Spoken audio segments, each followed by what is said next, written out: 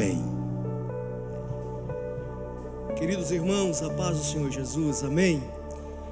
Que alegria poder estar aqui com vocês mais uma vez, adorando e glorificando o nome do Senhor Jesus. Ele é bom e a sua bondade dura para sempre. A bondade e a misericórdia do Senhor é o motivo de nós estarmos aqui nesta noite, em nome de Jesus.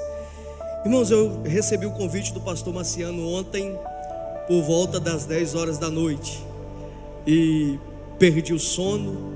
Tirei um tempo para falar com Deus e perguntando ao Senhor o que o Senhor teria para esta noite para cada um de nós. Hoje pela manhã, da mesma forma, o Espírito Santo de Deus me levou a um texto bíblico do livro de Juízes, capítulo de número 13, e uma figura extremamente conhecida de toda a igreja, que é a figura de Sansão. E eu quero compartilhar com a igreja de Jesus esta noite aquilo que o Espírito Santo de Deus tem colocado em meu coração. Capítulo 13 de Juízes.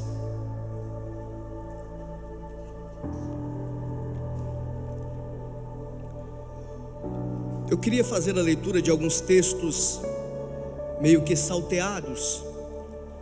Nós vamos ler o versículo 14 e o versículo 15. Iremos ler por último o versículo de número 25.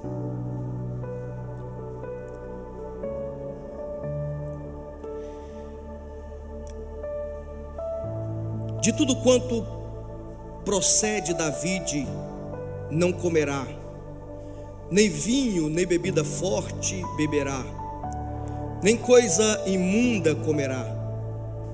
Tudo quanto lhe tem ordenado guardará.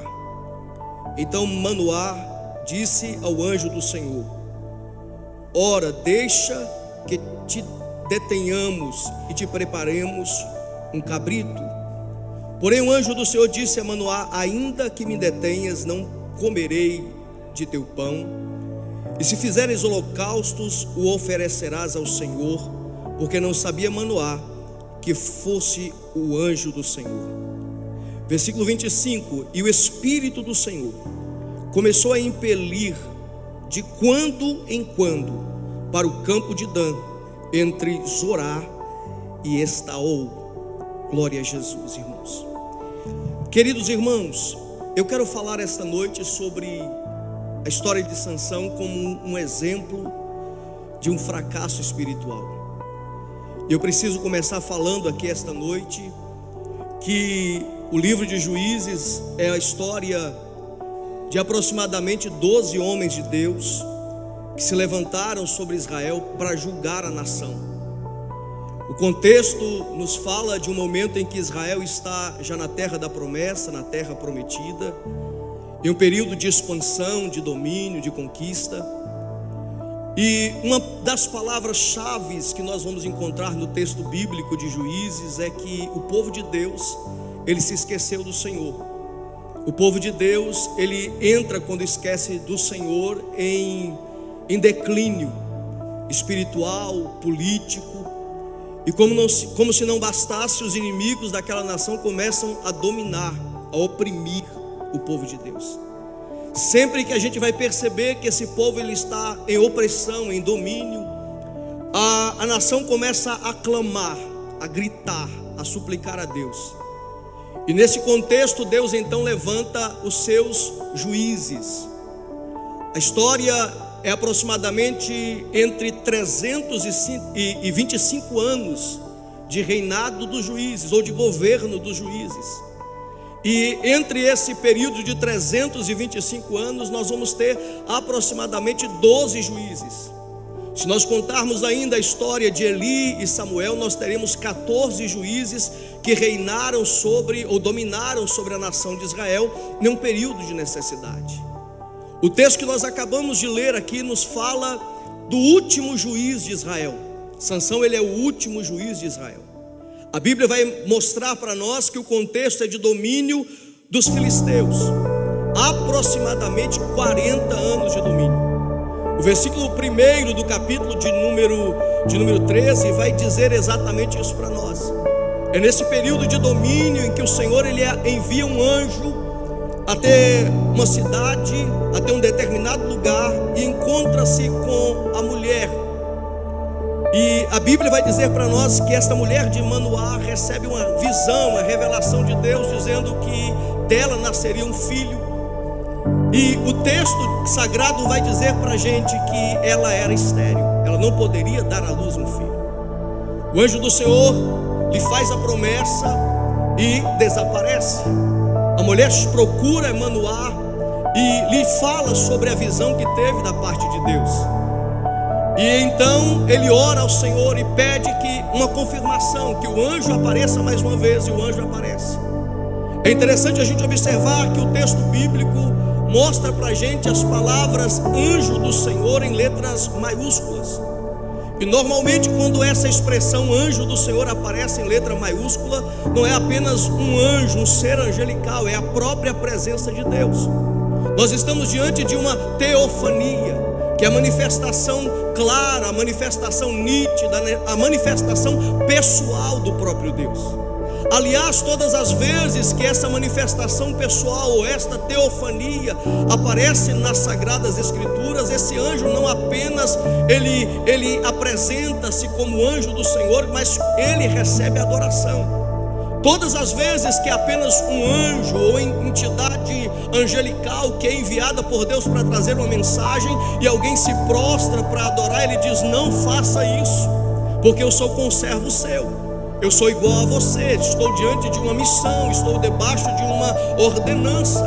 Mas quando esse anjo ele aparece, ele recebe adoração, e não apenas adoração, a Bíblia diz que ele recebe sacrifício da parte de Manoá.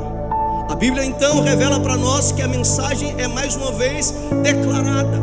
Ele diz: o que se fará desse menino? Então a palavra do Senhor vai dizer para nós que aquele anjo diz a Manoá: ele deve se abster, porque ele é nazireu de Deus. Eu quero começar essa palavra a título de introdução e dizer para os irmãos que o nome Sansão significa como o sol. A expressão como o sol está falando de força, de autoridade e de poder. Ainda a nível de introdução, a Bíblia vai dizer para a gente que o texto, o próprio título que eu dei para esta noite, nos fala de um exemplo de fracasso espiritual. E a expressão fracasso entende-se por não atingir um objetivo pelo qual foi chamado a realizar. E a gente vai perceber que Sansão ele foi um homem escolhido por Deus para um propósito, para realizar uma obra em nome de Deus, para realizar algo em nome do Senhor. E ele fracassa naquilo que ele é chamado para fazer. Embora nós tenhamos na Bíblia grandes exemplos de homens de Deus, e a Bíblia está repleta de homens de Deus, inclusive Sansão é um homem de Deus, mas a Bíblia não faz questão de esconder os erros, não faz questão de esconder os fracassos. A Bíblia não faz questão de colocar debaixo do pano os erros desses grandes homens de Deus. Paulo vai dizer que tudo quanto foi escrito para o nosso proveito foi escrito. A gente lê a história de Sansão e nós refletimos e imaginamos que o que Deus ele quer falar conosco é que, embora nós tenhamos um propósito, embora nós tenhamos um chamado, nós precisamos nos lembrar que nós somos homens. E como homens, nós estamos sujeitos a falhas, a erros e a fracassos. Lembramos de tantos homens de Deus, grandes homens de Deus. E quando a gente lê a história de Elias, quando a gente lê a história de Davi, quando a gente lê a história de Abraão, dá a impressão que esses homens eles não andavam como a gente, eles flutuavam sobre a terra.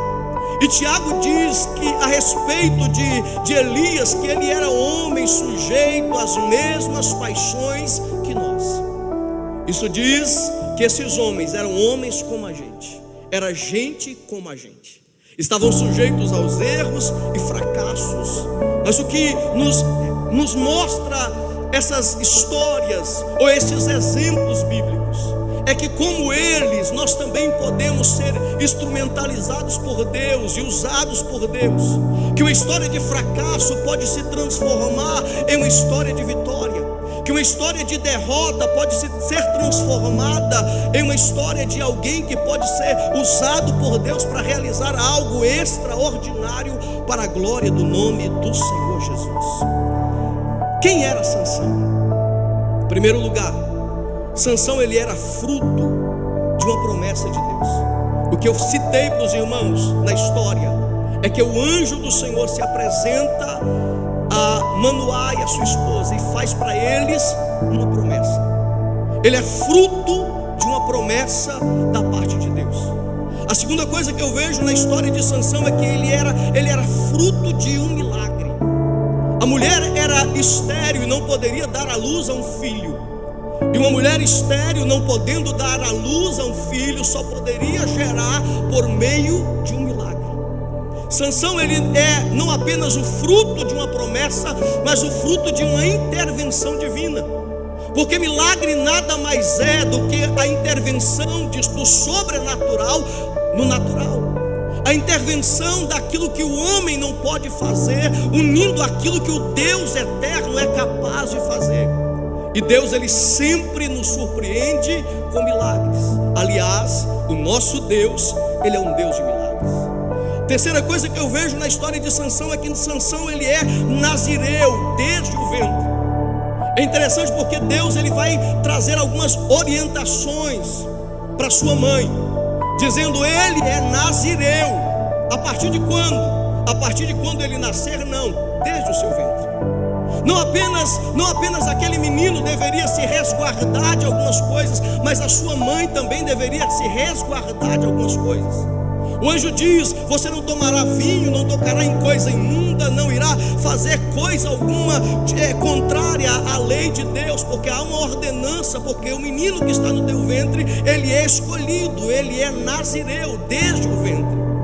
Eu abro um parêntese aqui esta noite para dizer que nós fomos escolhidos por Deus e nós temos um chamado da parte de Deus. Cada um de nós de forma separada e individual, nós temos um chamado da parte de Deus e nós fomos escolhidos pelo Senhor.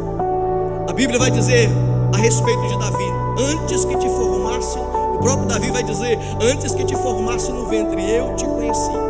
Aleluia, é isso que Deus diz para Jeremias: antes que te formasse no ventre, eu te conheci.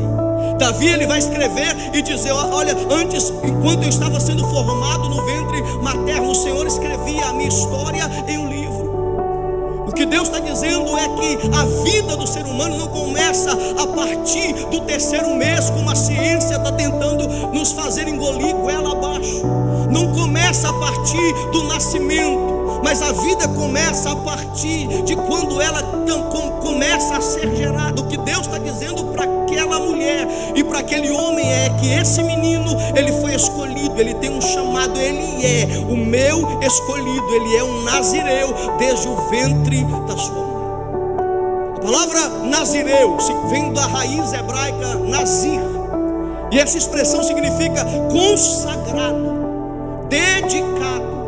É alguém que deveria ser escolhido por Deus desde o ventre, deveria ser escolhido por Deus e consagrado a Deus.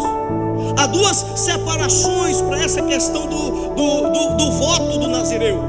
Primeira é quando alguém decidia votar em ser nazireu. Alguém fazia o compromisso com Deus de ser nazireu, e essa pessoa ela se separava. Em Números capítulo 6, versículo 1 ao versículo 21, nos fala sobre o dever, o comportamento, a maneira como o nazireu deveria se portar. Ele fazia um voto a Deus, ele dedicava a sua vida a Deus por um período de tempo. A Bíblia vai dizer para a gente, nesse mesmo capítulo 6, versículo 1 ao 21, que ele não poderia beber vinho, nem comer comida imunda, não deveria raspar a sua cabeça, não poderia tocar em cadáveres.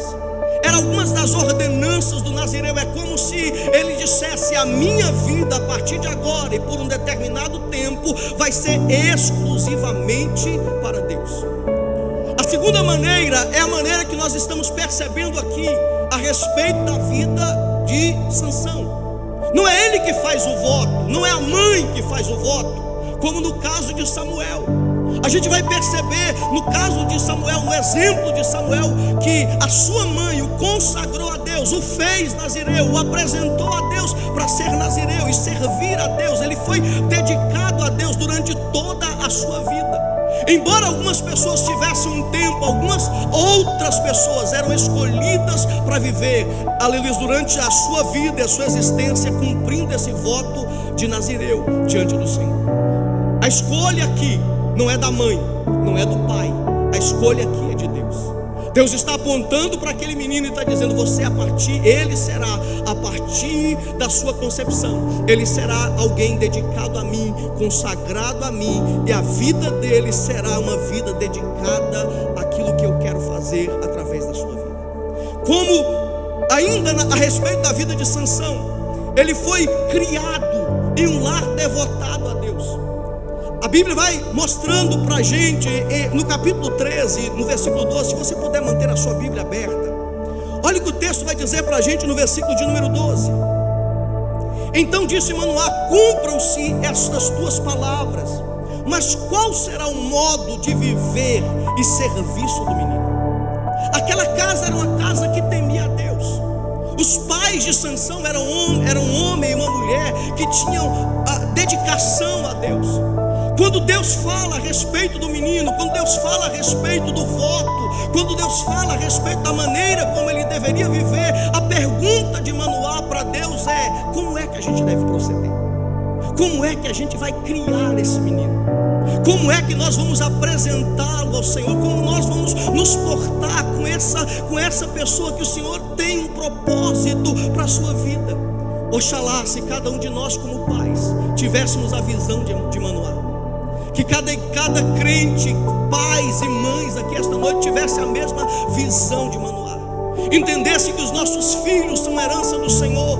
Entendesse que os nossos filhos foram consagrados a Deus e pertencem a Deus. E há uma pergunta, aleluia, em nosso coração que poderia gritar na nossa alma, dizendo: como é que eu vou criar o meu filho para que ele seja um instrumento conforme o propósito e a vontade de Deus?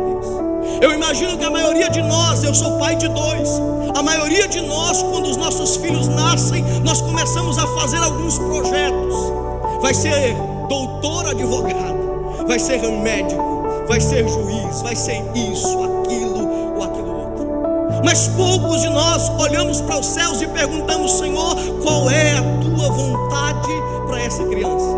Qual é o teu propósito para esse menino? Como o Senhor quer que eu crie? Como o Senhor quer que eu faça?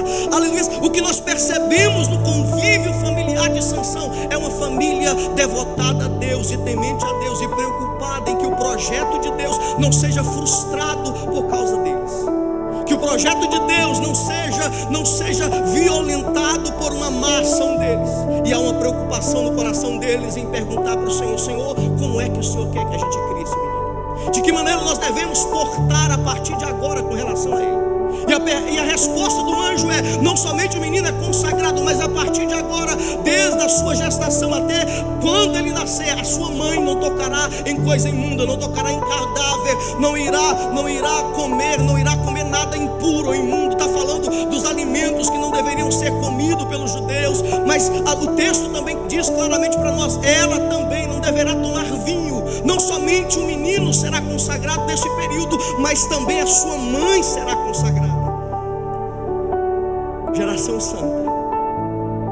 Geração santa gera filhos para a santidade. Pais santos, mães santas geram filhos para a santidade. Nós não estamos criando os nossos filhos para o mundo, nós estamos criando os nossos filhos para Deus. Nós não estamos trazendo os nossos filhos para viverem o mundo, mas trazemos os nossos filhos, como diz a palavra, como flecha na mão do valente. E a flecha, ela tem um propósito. A flecha, ela tem um alvo. Ela precisa atingir um objetivo, ela precisa atingir um alvo. E esse alvo é a salvação eterna. Bendito seja o Senhor. Terceira, ainda, em quarto lugar, ele foi criado em um lar devotado a Deus. Em quinto lugar, ele era um instrumento que Deus usou para livrar Israel da mão dos filisteus. Todo tempo a gente vai perceber na história de Sansão uma expressão: o Espírito do Senhor o impulsionou, o Espírito do Senhor o tomou. Todo momento que a gente vai perceber a história de Sansão, a gente vai percebendo, olhando e observando que ele é alguém dominado pelo Espírito Santo e dominado pela graça de Deus, ele está agindo como instrumento de Deus para livrar um povo. O povo que 40 anos estava oprimido, 40 anos estava debaixo do jugo dos filisteus. Mas a partir daquele momento ele começa, diz a palavra do Senhor, que ele foi impelido pelo Espírito Santo. Alguém que é chamado a habitar em você. E quando o Espírito Santo ele faz morada em nós, é como se Deus dissesse: a partir de agora você está selado para a salvação, você é escolhido para a salvação. E não apenas isso, nós começamos a ser guiados por Deus, por intermédio do Espírito Santo que mora no crente e habita no crente. Vamos lá, quais foram então as grandes vitórias desse homem de Deus? A Bíblia vai dizer para nós que esse homem, ele triunfava sobre os seus inimigos. No capítulo de número 15 especificamente, a gente vai perceber alguns exemplos a respeito desse homem. Ele é o homem que amarra algumas tochas na cauda de uma raposa e solta no meio do trigal dos filisteus. Ele é o homem que apenas com uma mão ele mata 30, com uma queixada ele mata 1000. Com apenas os seus braços humanos ele toma as portas, os portões da cidade, carrega até o cume do monte. Ele é alguém que em todo momento, em todo instante, ele está sendo conduzido pelo Espírito Santo a fazer coisas extraordinárias e gloriosas para a glória de Deus.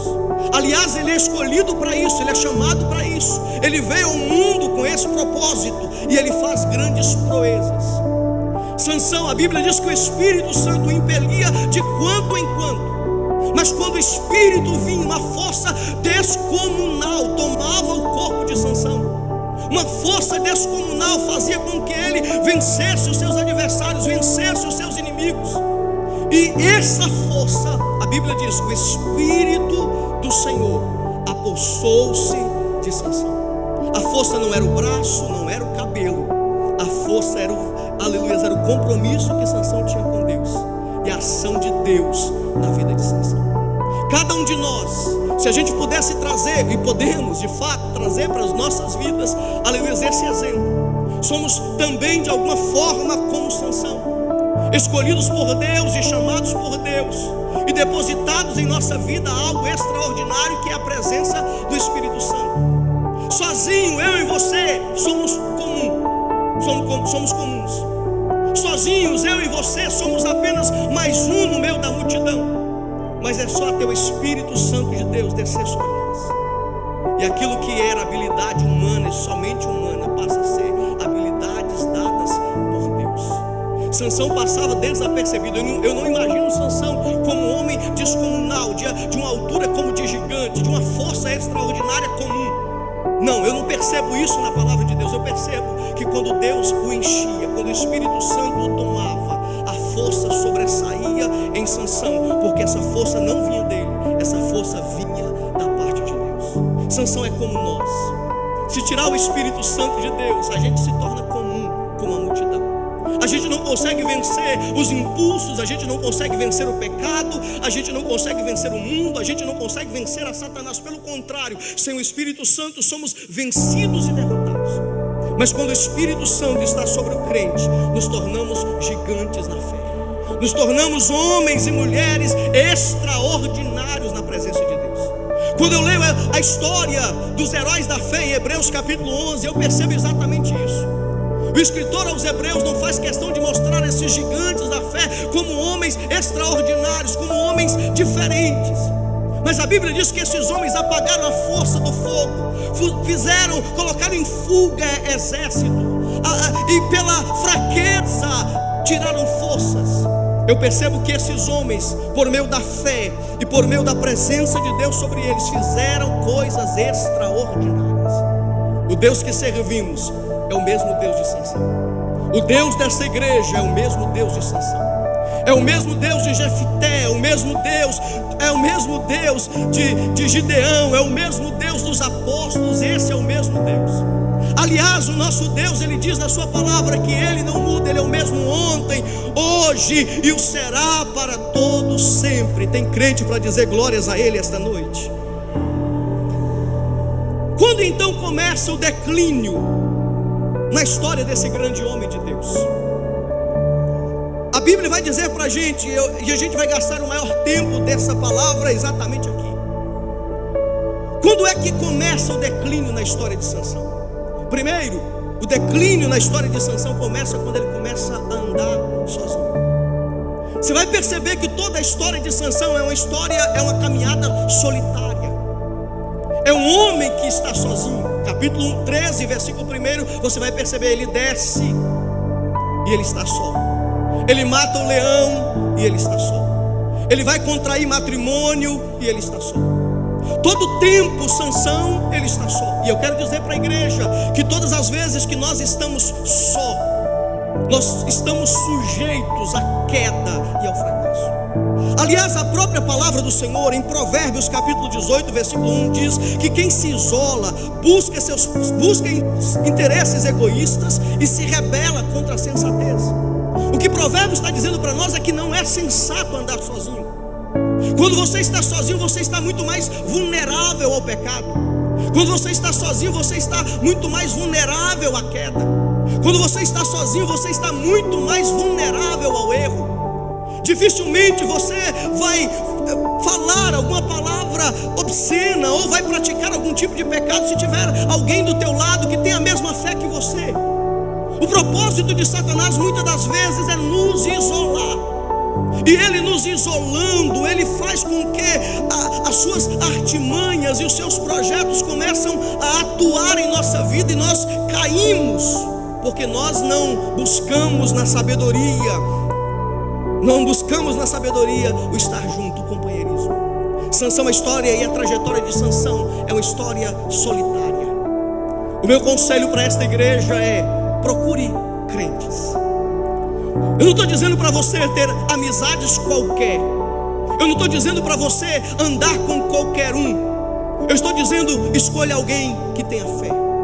Escolha alguém que compactua com aquilo que você crê. Busque amizades que te façam crescer. Busque amizades que te façam fugir das aparências do mal.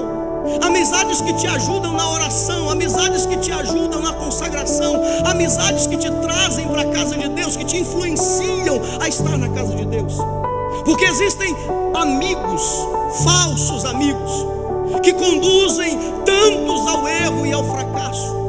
Mas a sabedoria diz que é melhor serem dois do que um, porque quando um cai, o outro ajuda a levantar. Glórias a Deus. Porque há momentos na nossa vida em que nós nos sentimos fracos. Há momentos na nossa vida em que nós nos sentimos vulneráveis. Mas Deus, ele vai colocando pessoas do nosso lado e dizendo: vamos em frente. Eu estou tão fraco na fé, eu estou tão desanimado. Mas o Espírito Santo usa alguém dizendo: não, vamos lá, Jesus vai te dar vitória. Eu não consigo orar não, peraí, vamos fazer campanha juntos, vamos orar juntos, vamos caminhar juntos. Você não está podendo caminhar sozinho, me dá sua mão, nós vamos caminhar juntos e Deus nos dará a vitória. O erro de Sansão é caminhar sozinho. O segundo erro na vida de Sansão é que Sansão perdeu a capacidade de ouvir. E Sansão perdeu a capacidade de ouvir, em primeiro lugar, a voz de Deus. Qual era a palavra de Deus para a vida de Sansão? A palavra de Deus para a vida de Sansão é: você é alguém escolhido e consagrado. Você é alguém que tem um ministério, você tem um chamado e você tem um propósito. A sua vida tem uma reta, uma caminhada, tem um propósito e você precisa alcançar esse propósito. E Deus fala com Sansão a respeito disso.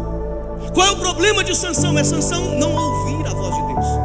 Você não vai ver todo o tempo Deus falando de forma audível, porque algumas vezes alguém olha e diz: não, por que Deus não fala comigo? Queridos, quantas vezes Deus nos fala por meio da palavra? Aquilo que está na palavra, não há mais necessidade que Deus reafirme. Se a Bíblia já fala contra a prostituição, não tem o porquê me perguntar para Deus: Senhor, será que eu posso prostituir? A Bíblia já deixa claro que não.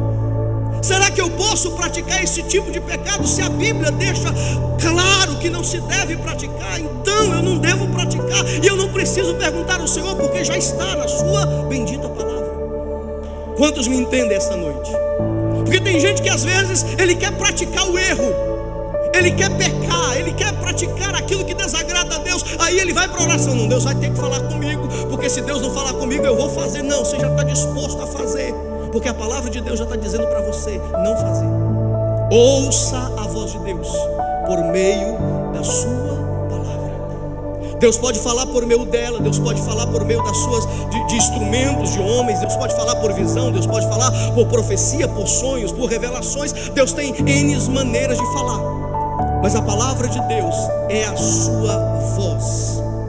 A palavra de Deus é a voz inquestionável de Deus. Alguém pode te trazer uma palavra profética e talvez você está no teu direito de dizer: será que de fato é Deus? Mas quando você lê a palavra, você não tem dúvida, é Deus falando com você. Aquele homem, ele não ouve mais a voz de Deus, mas ele não apenas não ouve a voz de Deus, ele não ouve a voz de pessoas, de amigos, de pais. A Bíblia diz que quando ele decide descer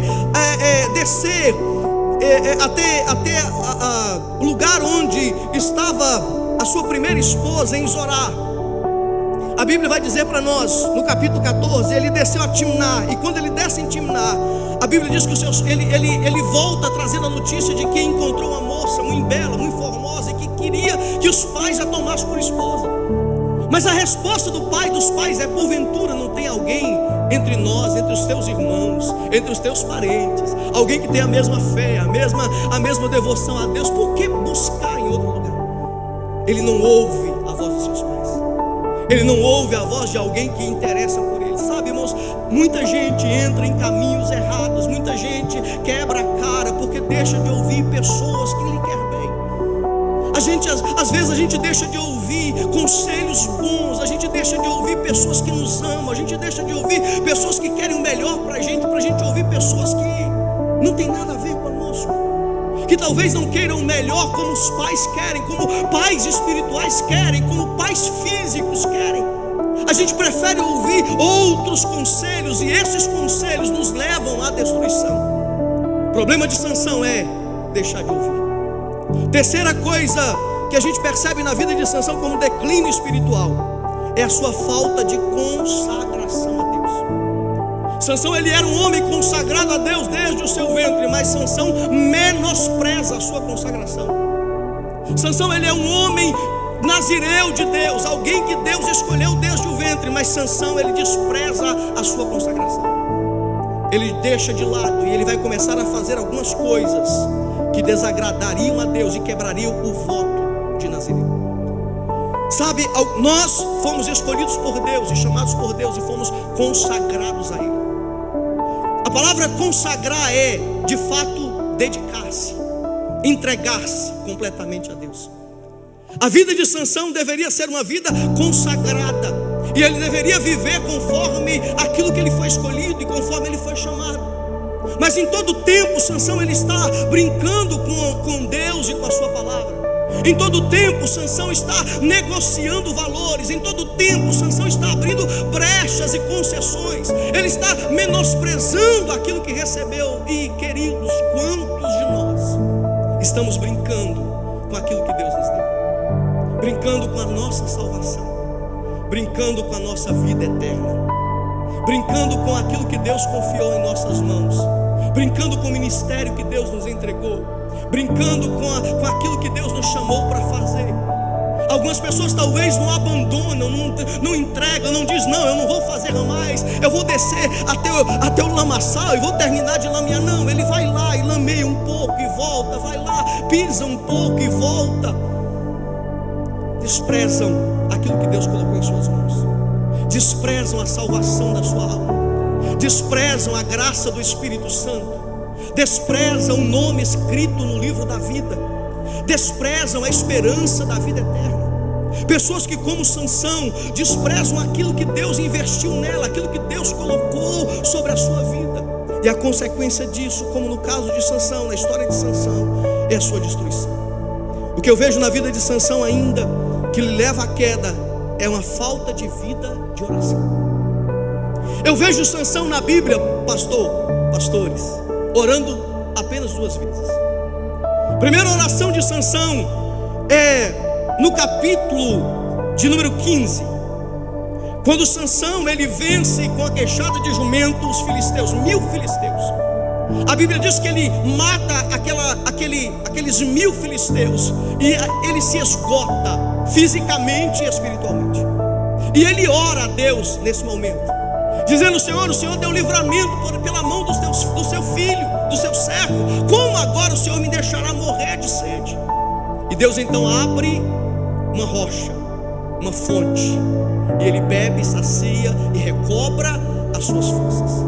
A segunda vez que eu vejo Sansão orar é quando ele está já com os cabelos raspados, a força já havia ido, e ele está com os olhos furados, ele está amarrado e servindo de bobo da corte para os filisteus. E ele então ora ao Senhor, dizendo: Senhor, devolve a minha força. Eu não vejo Sansão orando quando ele desce até Timná. Eu não vejo Sansão orando quando ele vai contrair matrimônio. Eu não vejo Sansão orando quando ele vai colocar fogo na seara dos filisteus. Eu não vejo Sansão orando em outras oportunidades. Talvez ele orou, eu não posso reafirmar, mas o que a Bíblia deixa claro para nós são essas duas únicas vezes. Qual é o erro de Sansão? É não orar a Deus. A palavra do Senhor nos incita, nos mostra que o crente, o nosso dever é orar. Orar é falar com Deus, orar é ligar o natural ao sobrenatural, orar é tomar aquilo que nós não podemos e colocar nas mãos daquele que é o Todo-Poderoso. Jesus nos ensinou a orar, e no capítulo 26 e versículo 41, Jesus nos orienta dizendo: vigiai e orai, para que não entreis em tentação. O espírito na verdade está pronto, mas a carne é fraca. Por que eu preciso orar? Porque a oração, ela me conecta com Deus. A oração apresenta a Deus as minhas necessidades. A oração faz com que Deus reconheça e saiba do que eu preciso. Mas a oração me faz entender qual é a vontade de Deus e qual é o propósito de Deus para a minha vida. Jesus ensina-nos dizendo: vigiai e orai. Efésios capítulo 6 nos fala sobre toda a armadura de Deus: capacete da salvação, espada do Espírito, couraça da justiça, escudo da fé, sandália da preparação do Evangelho, enfim, cinturão da verdade, todas essas coisas. Mas o princípio de toda a armadura de Deus é orando em todo tempo, com toda oração e súplica. O que nos faz receber a armadura de Deus, a armadura dos céus, para que nós vencemos as tentações do inferno, para que nós vencemos o inimigo da nossa alma, para que nós vencemos a carne, para que nós não sejamos levados em tentação, ou dominados pela tentação, ou vencidos pela tentação, é por meio da oração. Jesus diz assim: olha, vigiai, porque a oração é um lugar de vigilância. O profeta Abacuque, ele vai dizer que ele tinha alguns questionamentos no capítulo 1, capítulo 2, no capítulo 3 ele diz: eu vou me colocar na minha torre de vigia e falarei, e calarei até que ele fale comigo. Quando o profeta Abacuque, ele diz que ele está se pondo em uma torre de vigia, ele está dizendo: eu vou orar, eu vou buscar, eu vou vigiar em oração. A palavra vigiar e orar aqui não é ficar de olhos abertos enquanto alguém ora. A palavra vigiar aqui é que quando você entra no campo da oração, você entra em guerra, e os teus olhos espirituais se fecham. Os teus olhos naturais fecham, os teus olhos espirituais se abrem. A vigilância está exatamente na vida do cristão. A vigilância está em ter uma vida de oração. E Jesus vai dizer por quê? Porque na verdade o espírito está pronto, mas a carne, ela é fraca. E eu me pergunto, como que a carne é fraca? A carne é fraca para as coisas do espírito, para as coisas dela, para as coisas deste mundo. A carne é forte. É só você tirar um tempo para você orar. Você passa 30, 40 minutos numa rede social, no celular, enfim, assistindo televisão, e você não percebe o tempo passando. Você abre a Bíblia, lê alguns versículos e dá sono. Você dobra os joelhos e você ora 5, 10 minutos e o sono vem. Daqui a pouco a sua mente dispersa, você viaja para outra parte do mundo. Você se lembra da conta que você tem que pagar, você se lembra de uma coisa e outra. Sabe o que é isso, irmãos? É a carne gritando, dizendo: eu não quero orar, eu não quero orar. E ela grita, ela desespera. E como é que eu venço a carne para vencer as tentações? É através da oração. Eu a sujeito na oração, eu a coloco no domínio do Espírito Santo. E quando ela diz para mim não, o Espírito grita: avance mais um pouco, ore um pouco mais, e a vitória virá, a resposta virá e a bênção virá. O que a gente percebe na vida desse homem, deixa eu ver se ainda tem tempo. Tem. É que ele vai para o lugar errado. Ele toma a decisão de descer para o lugar errado. Ele vai para Timná. Os olhos dele se voltam para um lugar errado. É uma mudança de posicionamento, é uma mudança de postura, mas não é uma mudança de postura positiva. É uma mudança de postura negativa. Porque se ele tivesse se movido em direção a algo que era de Deus, a algo que pertencia a Deus, a mudança de posicionamento seria positiva. Mas a mudança de posicionamento desse homem é uma mudança negativa. Ele vai onde está a idolatria, ele vai onde está o pecado, ele vai onde está o erro. Ele está caminhando em direção à sua própria queda e à sua própria destruição. Não apenas ele vai para o lugar errado, mas ele fita os seus olhos no lugar errado. Ele olha para uma mulher que pela própria lei ele não poderia tomar como esposa. O seu coração enche pelo pecado e ele a toma. Os seus olhos se voltam para o pecado. Quantos estão no lugar errado e olhando para o lugar errado? A minha oração a Deus esta noite é que os nossos olhos espirituais se abram, que nós consigamos enxergar da maneira que Deus quer que nós enxergamos. E que ainda que nós estivermos no lugar errado, em um posicionamento errado, ou em uma direção errada, que nós possamos ouvir a doce, meiga e santa voz do Espírito Santo, dizendo: volte. E quando a gente ouvir essa voz, que nós não venhamos endurecer o nosso coração. O que eu ainda vejo de erro na vida desse homem é que esse homem, ele começou a fazer algumas concessões para o pecado. Como nazireu, ele não poderia tocar em nenhum cadáver, nem da sua mãe. Se você ler Levítico, você vai perceber isso.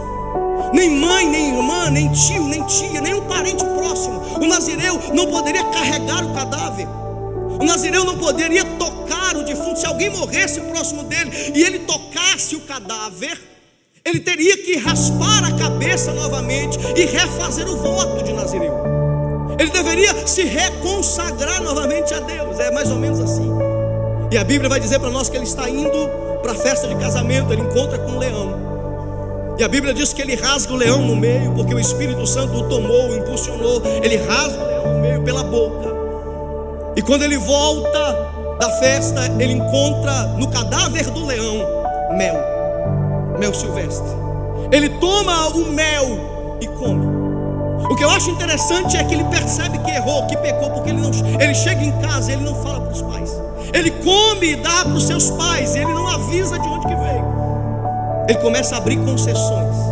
Parece ser algo tão simples. É um mel para alguém faminto. É um mel para alguém que está andando. É o fruto de algo que ele venceu, que ele derrotou. Talvez seria de motivo de orgulho. Mas ali começa a queda desse grande homem. Quando ele começou a fazer concessão com relação a pequenas coisas. Quando ele erra, quando ele toma a mulher estrangeira. Ele erra quando ele toca no cadáver do leão. E ele começa a brincar com a sua força. Percebe que quando Dalila, ele toma Dalila por mulher no capítulo 16. Os irmãos vão perceber que ele começa a brincar com Dalila.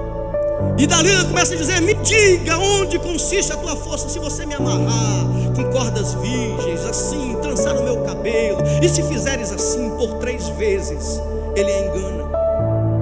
Mas todo o tempo a Bíblia diz que ela o amarra e grita: os filisteus vêm sobre ti.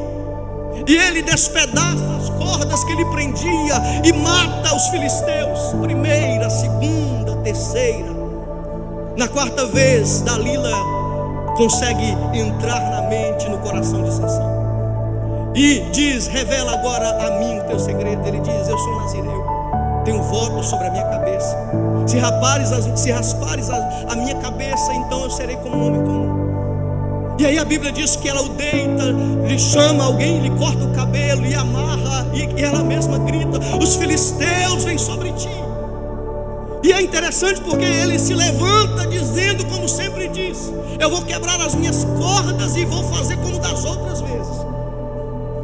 E aí a Bíblia abre um parêntese enorme: não sabendo ele que o Senhor havia se apartado dele. Percebe que a queda de um homem de Deus, a queda de uma mulher de Deus não acontece da noite para o dia.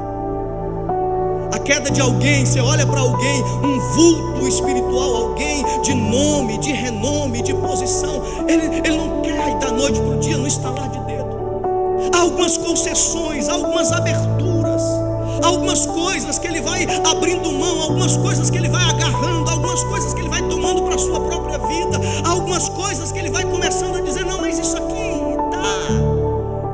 aqui ainda funciona, isso ainda dá certo, Deus está comigo. E daqui a um pouco a gente olha e diz: meu Deus, aconteceu, parece que, por que agora, de imediato assim, tão rapidamente? O coração já havia sido tomado e pequenas coisas começaram a adentrar. E quando algumas coisas começam a adentrar, o pecado começa a tomar conta, a queda, a destruição é terrível. Nenhuma ruína acontece, nenhuma destruição de um prédio começa a ruir ou cai da noite para o dia. Começa com algumas rachadurazinhas, começa com algumas infiltrações na base, no rodapé. E daqui um pouco, quando alguém assusta que não, você vê grandes prédios ruírem. Não, mas aconteceu ontem. Não, vem acontecendo há décadas, há dias, há anos, há meses. Quantos de nós estamos negociando com o pecado? Quantos de nós estamos brincando com o pecado?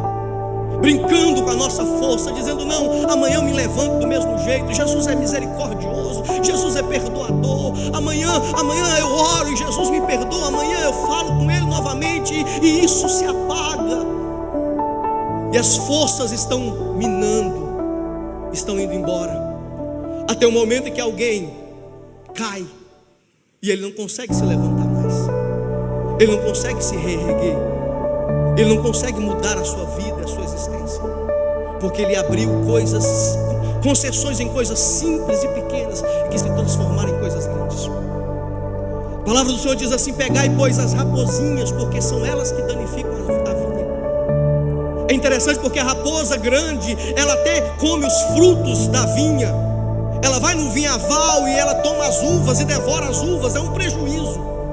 Mas as raposinhas, elas não alcançam os frutos, e não alcançando os frutos, ela vai na raiz e ela mata a planta, comendo a raiz. Por isso que a palavra de Deus diz: olha, apanhai, pois, as raposinhas, porque são elas que danificam a vinha. Tem gente olhando para coisas grandes, e glória a Deus, porque a gente olha e vê e expulsa, enfim, mas não podemos permitir que coisinhas pequenas e banais, que minam a nossa fé, que destrói a nossa comunhão com Deus, que impede o fluir da graça e do Espírito Santo de Deus na nossa vida. Eu quero dizer ainda que Sansão, ele é um exemplo de alguém que acha que a ação do Espírito Santo é uma liberdade para pecado. Ele toca no cadáver, mas o Espírito não vai. Ele comete alguns deslizes, alguns erros, e toda vez o Espírito está ali.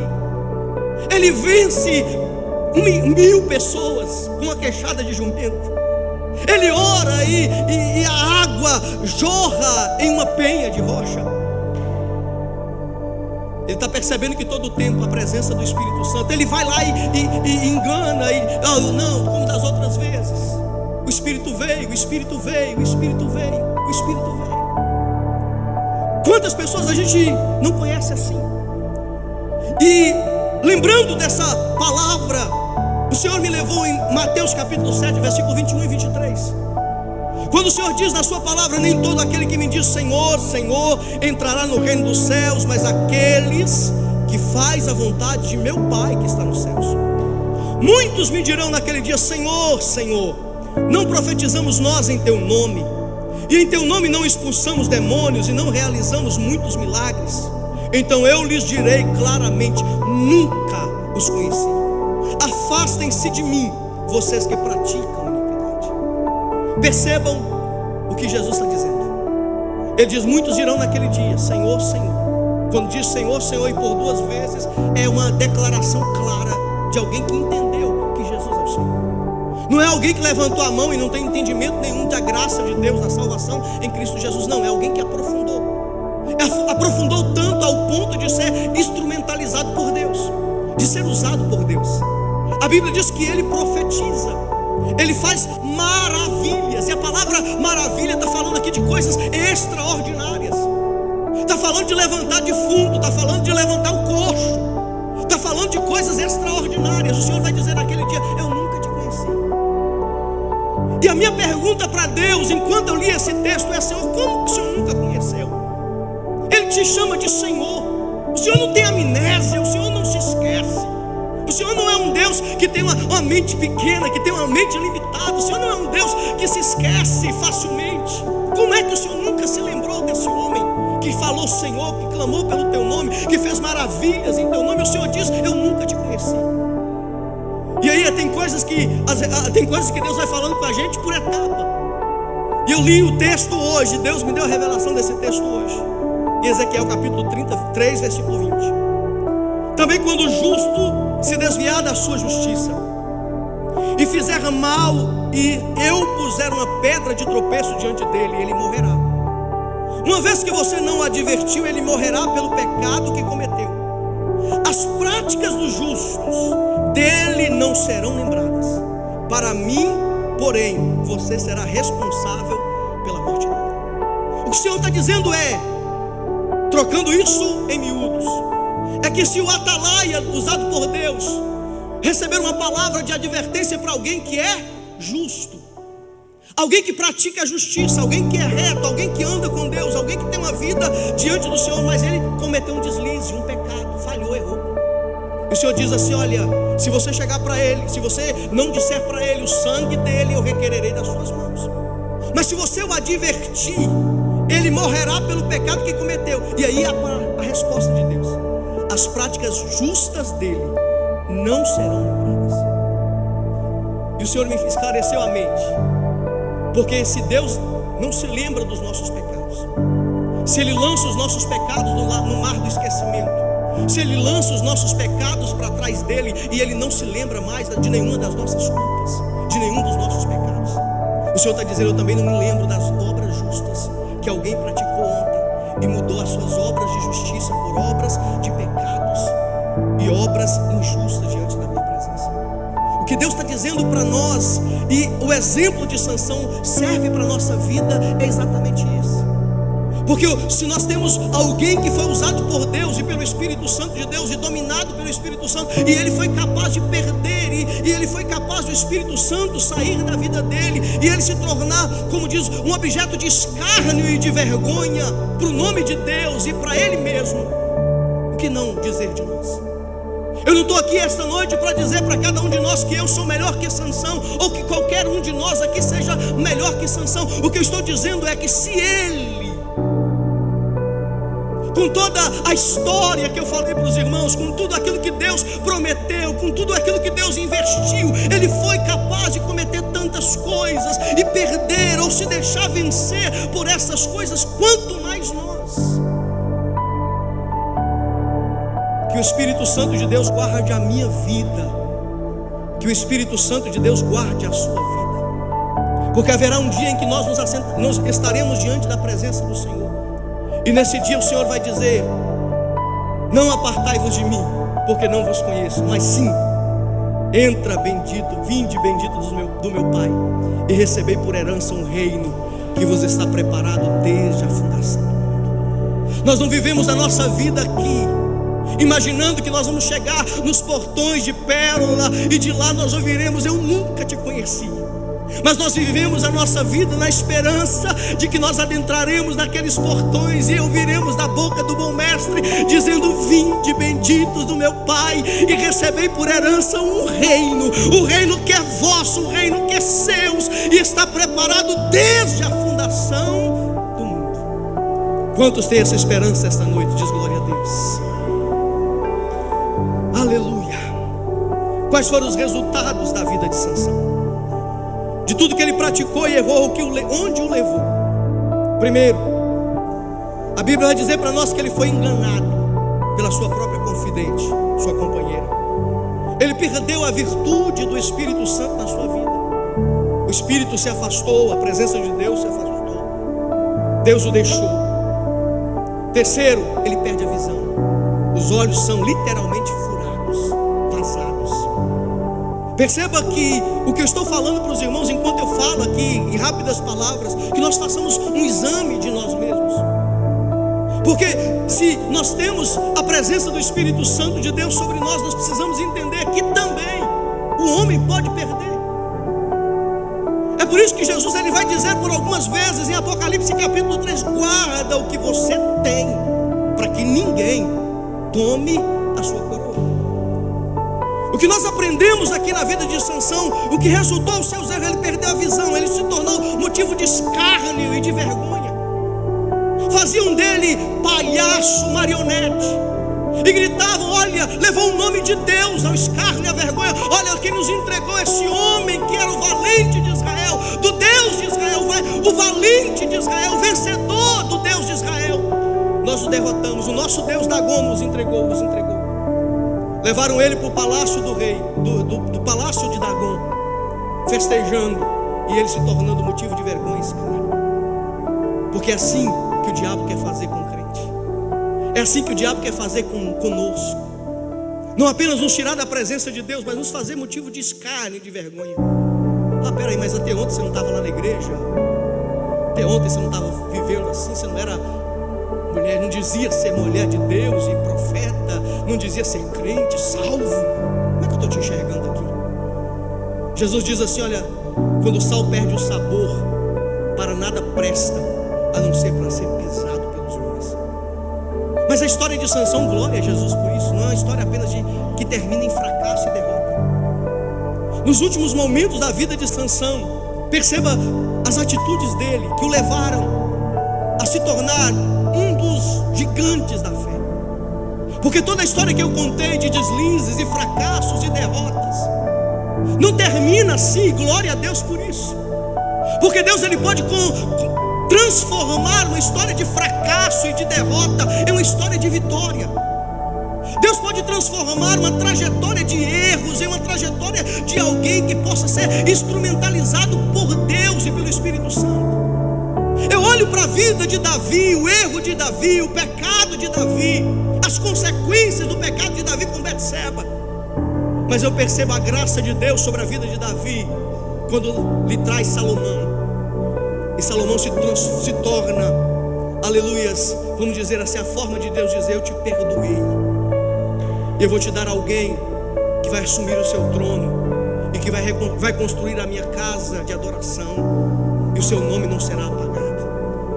Deus ele é capaz de transformar uma história de fracassos, porque não importa como você começou, não importa até onde você chegou até aqui, o que importa é o que Deus reservou para o teu futuro, o que importa é o que Deus reservou para o teu amanhã. E Deus ele pode transformar, e eu volto a repetir, uma história de derrota e fracasso, alguém que teve os olhos furados e vazados, em uma história de milagre, em uma história de conquista, em uma história de vitória.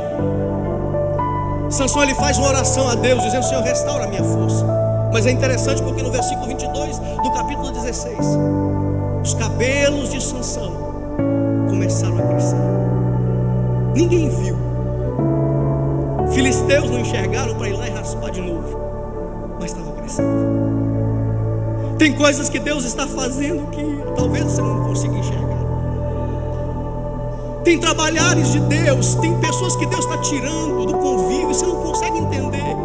É no secreto, é no silêncio de Deus, mas Ele está fazendo. O cabelo está crescendo, a força está voltando, e você talvez ainda não esteja enxergando. Enquanto ele está ali, a Bíblia diz que ele faz uma oração: Senhor, o coloca nas pilastras do templo de sustentação do templo de Dagom, e ele faz uma oração e diz: morra eu e os filisteus. A história de Sansão era para terminar assim? Eu não creio que seja. Que Deus planejou que a vida de Sansão terminasse em uma morte trágica? Não creio. Mas os erros dele o levaram aqui. As consequências do erro dele o levaram a essa situação, a este lugar. Ele poderia ter feito muito mais em vida do que em morte, mas a Bíblia diz que a morte dele fez com que ele matasse e destruísse muito mais do que toda a sua vida. Porque Deus, ele transforma aquela situação, e dizendo é como se dissesse para Sansão: a sua história não vai terminar como alguém vencido, fracassado e derrotado, e meu povo oprimido. Eu te escolhi, eu te chamei para libertar o meu povo, e nos seus últimos suspiros de vida eu vou te encher com meu espírito, eu vou te devolver a sua força, e a grande será a minha vitória sobre este povo. Porque Sansão matou aquela quantidade enorme de filisteus, os israelitas venceram a peleja. Eu imagino que a história de Deus para Sansão seria: ele libertará o meu povo, não na morte, mas durante a vida. Mas o que Deus ele diz é: o que eu quero fazer, ninguém impede. Quando eu quero trabalhar, não há inferno, não há demônio, não há homens que possam impedir o agir de Deus. E Deus ele toma aquele homem nas últimas horas para fazer dele um mártir, mas para fazer dele um vitorioso, e não apenas ele, uma nação inteira. Deus é capaz de usar você nas suas fraquezas e limitações. Deus é capaz de tomar você nas suas fraquezas e limitações e fazer de você um instrumento para a glória de Deus. Só que a minha palavra para esta igreja aqui esta noite é: não deixa para amanhã o que Deus quer fazer com você hoje. Não deixa as coisas apertarem, não deixa chegar no momento de dificuldade para você, como Sansão, clamar a Deus. Não deixa para as coisas entrarem em um momento de colapso. Você tem um lugar em Deus em que nós podemos entrar e fazer reservas nele. Há um lugar em Deus que nós podemos entrar, em que Ele pode fazer com que as promessas dele se cumpram na nossa vida, ou que Ele nos direcione para que essas promessas se cumpram. Eu glorifico o meu Deus esta noite, porque nós estamos diante de um povo que não é vencido, não é derrotado e não é fracassado. Deus nos chamou à vitória, Deus nos chamou a vencermos.